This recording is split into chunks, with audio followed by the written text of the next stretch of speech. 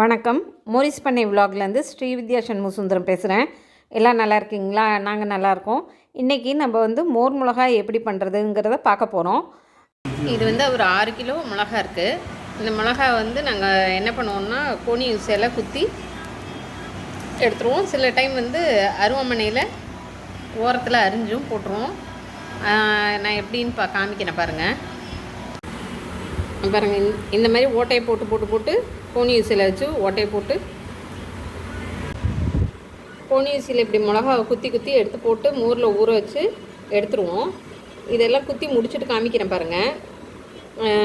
மோரில் போட்டுட்டு வெந்தயம் கொஞ்சம் ஊற வச்சுருக்கோம். அதெல்லாம் எவ்வளோ அளவு என்னன்னு சொல்கிறேன். நான் இது 6 கிலோ மிளகா எல்லாத்தையும் அரிஞ்சு இந்த கோணி ஊசியில் குத்தியும் சைடில் லேசாக அரிஞ்சும் எடுத்து வச்சுருக்கோம் இல்லையா. அதில் இந்த தயிர் இருக்குது. இந்த தயிரை மிக்சியில் அடித்து தண்ணி ஊற்றாமல் அடித்து எடுத்து மோரை அழுக்கி உப்பு போட்டு இப்போ இன்றைக்கி ஊற்றிடுவோம். ஏன்னா பழுத்துரும், இல்லை அப்படியே வச்சோன்னா தண்ணியில் நினச்சிட்டோம் இல்லையா, அதனால் பழுத்துரும். அதனால் இப்போதைக்கு இது பண்ணுறோம். இது காலையில் அடித்து ஊற்றுறதுக்காக வெந்தயம் இப்போ ஊற வச்சுருக்கோம். காலையில் இதுவும் இன்னும் கொஞ்சம் தயிரையும் அடித்து ஊற்றிடுவோம். இப்போ நான் எல்லாத்தையும் ஊற்றி கலக்கும்போது காமிக்கிறேன் பாருங்கள். இப்போ நம்ம 6 கிலோ பச்சை மிளகாய் எடுத்துருக்கோம். அதை கோணி யூஸ்லையும் சைடில் சிலதெல்லாம் சைட்லேயும் கட் பண்ணி போட்டிருக்கோம். இப்போ அதை மோரில் ஊற வச்சிடலாம். தண்ணி ஊற்றி அலசினால சீக்கிரம் பழுத்துரும்.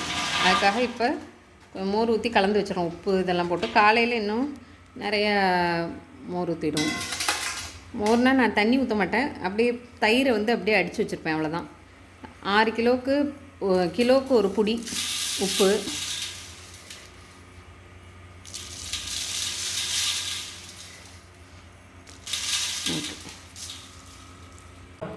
இப்போ இந்த மோரை ஊற்றிடலாம். அப்படியே ஊற்றி எடுத்து வச்சிடலாம். அடுத்து இன்னும் கொஞ்சம் மோர் இருக்குது, அதையும் ஊற்றிட்டோன்னா ஊறும். காலையில் காமிக்கிறேன் நான் உங்களுக்கு. ஏற்கனவே 1 லிட்டர் தயிர் அடித்து ஊற்றிட்டேன். இது அடுத்து 1 லிட்டர் தயிர் தண்ணி ஊற்றி அடிக்கிறதில்ல, அப்படியே மோரை அப்படியே அடித்து ஊற்றிடுறது தான்.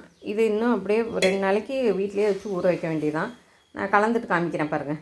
இப்போ வெந்தயம் எடுத்து வச்சுருந்தேன் இல்லையா, உங்கள்கிட்ட காமிக்க மறந்துட்டேன். ஒரு அடி அடிச்சிட்டேன். இப்போ அந்த தண்ணி ஊற வச்சுருந்தோம் இல்லையா, அதை தண்ணி ஊற்றிருக்கோம். நல்லா அடிச்சுட்டு காமிக்கிறேன் பாருங்கள். பார்த்திங்கன்னா இந்தளவுக்கு பாருங்கள், எந்த அளவுக்கு நல்லா பூத்து வந்துருக்கு பாருங்கள் வெந்தயம். இதை அந்த மிளகால ஊற்றிடலாம்.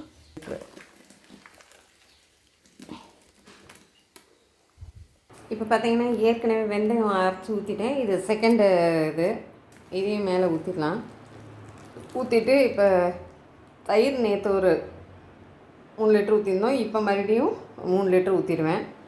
1 கிலோவுக்கு 1 லிட்ரு தயிர், 1 கிலோவுக்கு 1 லிட்ரு தயிர் ஆகும். நான் பாருங்கள் தயிர்லாம் ஊற்றிட்டு காமிக்கிறேன். இதிலே ஊற்றி அடித்து ஊற்றிடலாம். இப்போ இதில் ஒரு 3 லிட்டர் தயிர் நம்ம எடுத்து அடித்து வச்சுருக்கோம். இதை அதில் ஊற்றிடணும். இதை அப்படியே ஊற்றிடலாம். அடித்து வச்சதை வெந்தயம் அரைச்சி ஊற்றிருக்கோம். அடுத்து இது ஊற்றிருக்கோம். இப்போ இதை நல்லா கலந்துட்டு காமிக்கிறேன் பாருங்கள். தயிரும் வெந்தயமும் கலந்து எப்படி இருக்குன்னு பாருங்கள். இப்போ நல்லா கலந்துடலாம். நம்ம எவ்வளோ மோர் இருக்குது பாருங்கள். அதில் இது அப்படியே 2 நாள் நம்ம வீட்டுக்குள்ளேயே வச்சுருப்போம். அதுக்கப்புறம் நல்லா 3ஆம் நாள் தான் எடுத்து வெயிலில் காய வைப்போம். 2 நாள் வரைக்கும் இது ஊறணும். இன்றைக்கி நாளைக்கு ஊறி நாளான்னைக்கு வெயிலில் காய வைக்கணும். நாளான்னைக்கு காய வைக்கும்போது காமிக்கிறேன் பாருங்கள். இது மூடி வைக்கிறது நல்லா இந்த பிளேட்டில் வச்சு மூடக்கூடாது. மூங்கில் தட்டு காத்தோட்டமாக இருக்க மாதிரி தான் மூடி வைக்கணும். பார்த்திங்கன்னா அந்த வெந்தயம் மோர் எல்லாம் அடித்து ஊற்றிருக்கோம் இல்லையா, இன்றைக்கி பூரா இது ஊறணும். பாருங்கள் எவ்வளோ மோர் இருக்குது. இதெல்லாம் ஈவன் பண்ணி விட்டு அப்பப்போ கலந்து எடுத்து வச்சுருவோம். வெந்தயம் எதுக்குன்னா நம்ம வெறும் மோர் இருந்துச்சுன்னா உதிர்ந்துடும். 2வது வாசம் டேஸ்ட்டு எல்லாத்துக்கும் தான் வெந்தயம். இந்த வெந்தயம் மோர் கெட்டியாக அப்படி பிடிச்சி மிளகாய் மேலே பிடிச்சி நிற்கும். அதுக்காக தான் வாசமாகவும் இருக்கும், நல்லாவும் இருக்கும். இதை இப்போ இந்த மூங்கி தட்டு வச்சு மூடி வச்சிடலாம். நாளைக்கு ஒரு நாள் ஊறிட்டு நாளான்னைக்கு காய போட்டுறணும். இது 2ஆம் நாள். நேற்று ஒரு நாள் வெந்தயம்லாம் கலந்தோம். இன்றைக்கி நேற்று ஃபுல்லாக ஊறிடுச்சு பாருங்கள். இன்றைக்கும் ஊறணும். இன்றைக்கி ஃபுல்லாக ஊறிட்டு நாளைக்கு காலையில் எடுத்து காய வச்சுக்கலாம். இந்தளவுக்கு நல்லா இதாக இருக்குது. கீழே நிறையா இன்னும் மோர் இருக்குது.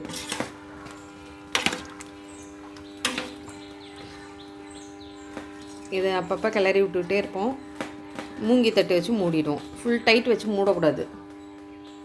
மூணுனா ஒரு மாதிரி ஸ்மெல் வந்துடும். இது காத்தோட்டமாக இருக்கணும்.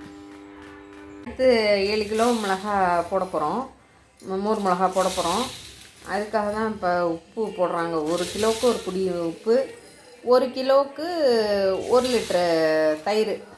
அதை அப்படியே அடித்து ஊற்றிட வேண்டியது தான்.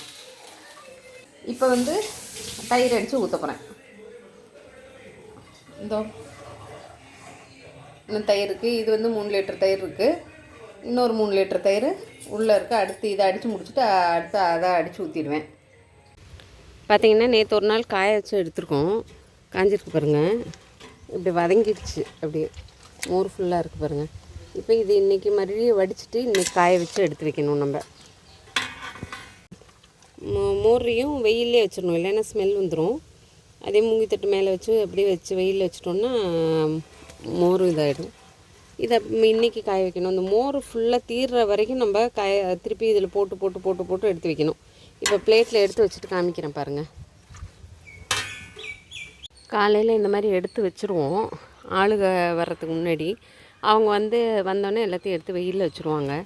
இப்போ இந்த வடி சட்டியில் நான் எடுத்து வச்சுருக்கேன் பாருங்கள். இதில் மோர்லாம் வடிஞ்சிரும். அதுக்கப்புறம் இதை அப்படியே அந்த பிளேட்டில் கொட்டி அப்படியே காய வச்சிட வேண்டியது. இதில் மிளகாவும் இதுதான் காய வச்சுருக்கோம். சாயந்தரமாக எடுத்து மறுபடியும் உள்ளே வச்சிடணும். இப்போ வெயிலில் வச்சோன்னு காமிக்கிறேன் பாருங்கள். இன்னும் வெயில் வரல. இப்போ அவங்கெல்லாம் வரத்துக்கு முன்னாடி நாங்கள் இதை எடுத்து வச்சுருவோம். காலையிலேயே எடுத்து வச்சிட்டோன்னா அப்புறமா அவங்க வந்தோடனே எடுத்து வெயிலில் வச்சுருவாங்க. இதில் தயிர் இருக்கு இல்லையா, திருப்பியும் நைட்டு எடுத்து இதிலே போட்டுருவோம். நைட்டு எடுத்து போட்டு மறுபடியும் கலந்து வச்சுருவோம். இது தீர்ற வரைக்கும் அப்படியே எடுத்து கலந்து வச்சுருவோம். அப்புறம் நல்லா இது ஃபுல்லாக தயிர் ஃபுல்லாக ட்ரை ஆனதுக்கப்புறம் எடுத்து நாங்கள் மறுபடியும் நல்லா காய வச்சு நல்லா காஞ்சோன்னே எடுத்து பாக்ஸ் பண்ணி பேக்கெட் போட்டு எல்லாம் வச்சுருவோம். அவ்வளோதான். இது செகண்ட் டே. மிளகாய் பூரா இப்படி வெயிலில் வச்சு எடுத்துடலாம். இப்படி நல்லா வெயிலில் காய போட்டிருக்கோம். இது மாதிரி காய விட்டு இன்னும் 2-3 நாள் நல்லா காயணும். தயிரும் ஊறிட்டு நல்லா காயணும். காஞ்சோன்னே எடுத்து இது பண்ணிடலாம். இது 2ஆம் நாள் காயுது, இன்னும் காயணும். ஈவினிங் நம்ம எல்லாத்தையும் எடுத்து இதில் போடுறோம். ஒரு தட்டு போட்டாச்சு. இந்த இன்னொரு தட்டும் அங்கே இன்னொரு தட்டு இருக்குது. இதை எடுத்து போட்டுட்ருக்கோம். போட்டு திருப்பியும் இப்படியே கலந்து எடுத்து வச்சிட வேண்டியதான். நல்லா இந்த மோர் நாளைக்கு ஒரு நாள் வரும் இந்த மோர். அதுக்கப்புறம் காஞ்சிரும். காஞ்சோன்னா பார்த்திங்கன்னா இப்படி திக்காயிடுச்சு பாருங்கள். இதை திருப்பியும் அப்படியே எடுத்து வெயிலில் சும்மா காய வைக்க வேண்டியதான். இந்த தயிர் இல்லாதப்போ தான் பார்த்து கையெல்லாம் ஒத்தையால் எடுத்து வைக்கிற மாதிரி இருக்கும். கரண்டியில் எடுக்க முடியாது. ஏன்னா அப்போ தயிர் இருக்க வரைக்கும் ஈஸியாக ஒன்று நல்லா ஒட்டாமல் இருக்கும். தயிர் இல்லாதப்போ தான் எல்லாம் என்ன ஆகிடும், ஒன்றோட ஒன்று ஒட்டிடும். அப்போ மட்டும் நம்ம என்ன பண்ணணும், திருப்பி இதில் கொட்டக்கூடாது. அப்படியே பிளேட்டோடையே எடுத்து வச்சுட்டு ஒத்தையாக காய வச்சு அப்படியே திருப்பி பிளேட்டோடையே எடுத்து வச்சு காய வச்சு எடுத்துடணும். அப்போ வரப்போ காமிக்கிறேன் பாருங்கள். இப்போ எல்லா மிளகாயும் இதில் போட்டோம். இப்போ இதை கிண்டி விட்டுறோம். நல்லா கிண்டி விட்டு திருப்பியும் அந்த மூங்கி தட்டை வச்சு மூடி வச்சிடணும். மூடி வச்சிட்டோன்னா திருப்பியும் பார்த்திங்கன்னா நாளைக்கு எடுத்து காய வைக்கும்போது சரியாக இருக்கும். நைட்டு ஆனால் நாங்கள் ஒரு தடவை பரட்டி விட்ருவோம். நைட்டு ஒரு தடவை பரட்டி விட்டு காலையில் ஒரு தடவை பரட்டி வச்சுருவோம். அதுக்கப்புறம் காலையில் எடுத்து இது பண்ணிடுவோம். ஒரு நைட் படுக்கிறப்போ ஒரு தடவை பரட்டி விட்ருவோம். அப்போ தான் மோர் கீழே போயிடும் இல்லையா, அப்போ ஒரு தடவை பரட்டி விட்ருவோம். அவ்வளோதான். மிளகாய் பூரா இப்படி வெயிலில் வச்சு எடுத்துடலாம். இப்போ பார்த்திங்கன்னா நல்லா சுண்டவத்தலுக்காக சுண்டைக்காய் காயுது. இது மோர் மிளகா காயுது பாருங்கள். சுண்டவத்தல் எவ்வளோ இருக்குது. மோர் மிளகா பாருங்கள், ஃபுல்லாக மோர் மிளகா. அந்த பக்கம் புளி மிளகா காஞ்சிட்ருக்கு. வரிசையாக காமிக்கிறேன். இதெல்லாம் மோர் மிளகா.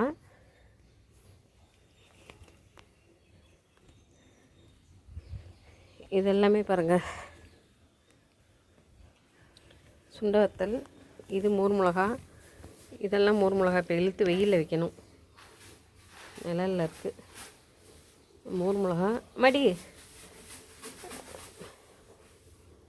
வள்ளி, இந்த மிளகாலாம் நிழலில் இருக்குது, கொஞ்சம் நவுத்தி வச்சுருங்க. இது புளி மிளகா, இதெல்லாம் புளி மிளகா காய வச்சுருக்கோம். இது எல்லாமே புளி மிளகா தான். இது மோர் மிளகா காஞ்சது. இன்றைக்கி இல்லை நாளைக்கு டப்பாவில் பேக் பண்ணிடலாம். இது வந்து இதெல்லாம் புளி மிளகா, இது புளி மிளகா, இது புளி மிளகா, இது மோர் மிளகா. இந்த புளி மிளகா வந்து பாருங்கள், இங்கே காய போட்டிருக்கேன் பாருங்கள், அந்த மாதிரி புளி மிளகா ஆகிடும். இந்த அளவுக்கு ஆகிடும். இந்த அளவுக்கு சுருண்டு வந்துடும் அந்த புளி மிளகா. அந்த அளவுக்கு போட்டு போட்டு எடுப்போம். இதெல்லாம் மோர் மிளகா, இதெல்லாம் மோர் மிளகா. மறுபடி அப்படியே பாருங்கள், நிழலில் இருக்குது பாருங்கள், அதெல்லாம் எடுத்து வெயிலில் வைங்க. சரி, இந்த மாதிரி பாருங்கள், இந்த அளவுக்கு தான் போட்டே இருப்போம். நல்லா கத்திரிக்கன்று, மிளகா கன்று, அந்த பக்கம் ஃபுல்லாக மிளகா கன்று இருக்குது, மிளகா கத்திரி ஃபுல்லாக இருக்குது. இந்த மோர் மிளகா எல்லாமே நம்ம வீட்டில் தயாரிக்கிறது தான், வீட்டில் காய்ச்ச மிளகா தான். எதுவுமே நம்ம ப்ரிசர்வேட்டிவ் போடுறதில்ல. அதனால் ஆர்கானிக்காக தான் வருது, வீட்டில் விளைஞ்ச மிளகா எல்லாமே தான். அதனால் உங்கள் யாருக்கா வேணும்னாலும் சொல்லுங்கள், வீட்டில் இது மாதிரி செஞ்சு பாருங்கள். இல்லை உங்களுக்கு யாருக்கா வேணும்னாலும் மேலே வர நம்பருக்கு வாட்ஸ்அப் பண்ணுங்கள், கால் பண்ணுங்கள், கண்டிப்பாக குரியர் பண்ணுறேன். இவ்வளோ நேரம் இந்த வீடியோ பார்த்தவங்க எல்லாருக்கும் நன்றி. சப்ஸ்கிரைப் பண்ண எல்லாருக்கும் நன்றி. லைக் பண்ண எல்லாருக்கும் நன்றி. தேங்க்யூ.